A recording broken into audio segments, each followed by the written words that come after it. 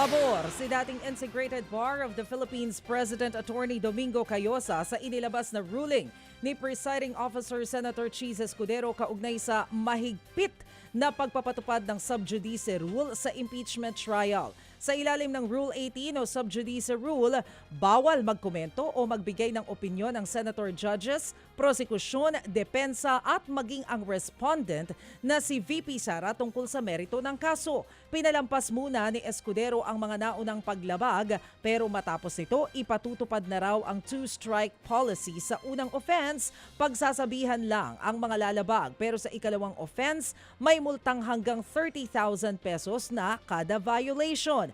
Ayon kay Cayosa, maganda na may ruling na si Escudero para napagsasabihan ang lahat ng panig na maghinay-hinay sa pagsasalita kaugnay sa merito ng kaso para hindi nalalagay sa alanganin ang paglilitis.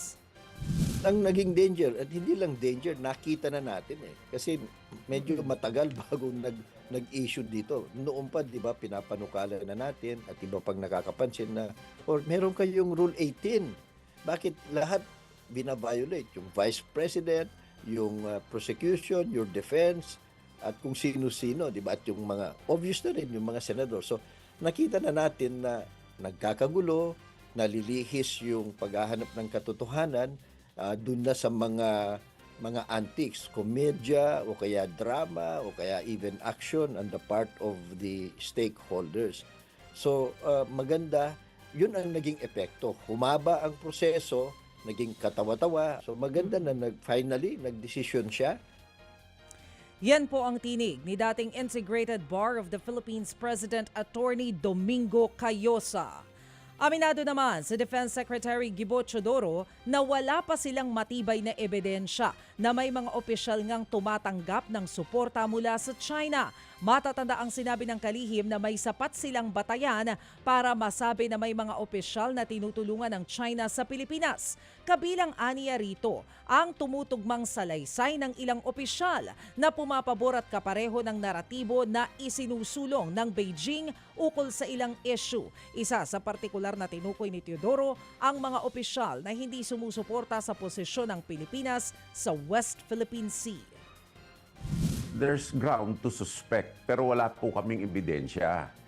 Dahil po sa mga pronouncements nila na nagpaparalel sa mga pronouncements ng China. So, maliwanag po yun dahil tinanong-tanong sa akin at sinabi ko there's no evidence. So, yung support can range in many ways eh.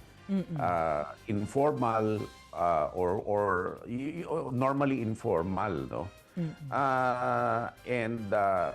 Hindi ayoko pong pangunahan kung wala pa kaming ebidensya, kinakalap pa to, kung may maliwanag na ebidensya, idudulog po namin sa law enforcement authorities. Yan po ang tinig ni Defense Secretary Gibo Chodoro. Samantala, humihingi naman ng mas malawak na kapangyarihan ang Department of Interior and Local Government para payagan ng Philippine National Police na magsagawa ng inspeksyon sa mga bahay na nagmamay-ari ng legal na mga armas. Ayon kay Interior Secretary John Vic Remulla, layunin ng panukala na tingnan kung sumusunod ba ang mga gun owners sa tamang pagtatago ng mga baril. Kasunod ito ng ilang kaso ng pamamaril sa mga eskwelahan kung saan government-issued firearms ang ginamit ng mga suspect. Sa proposal ni Remulla, aabisuhan naman ang mga gun owners sa gagawing inspeksyon at magbibigay sila ng checklist sa tamang pagtatago ng baril. Aminado naman ang kalihim na hindi lahat matutuwa sa mungkahi niya pero iginiit din niyang pribilehiyo lang ang pagbitbit ng armas.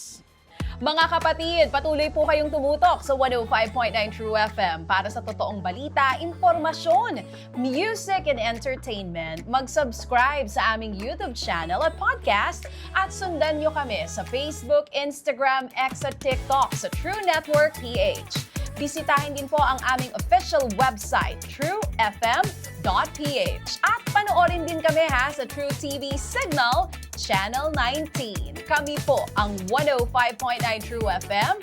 Laging true sa'yo, kapatid.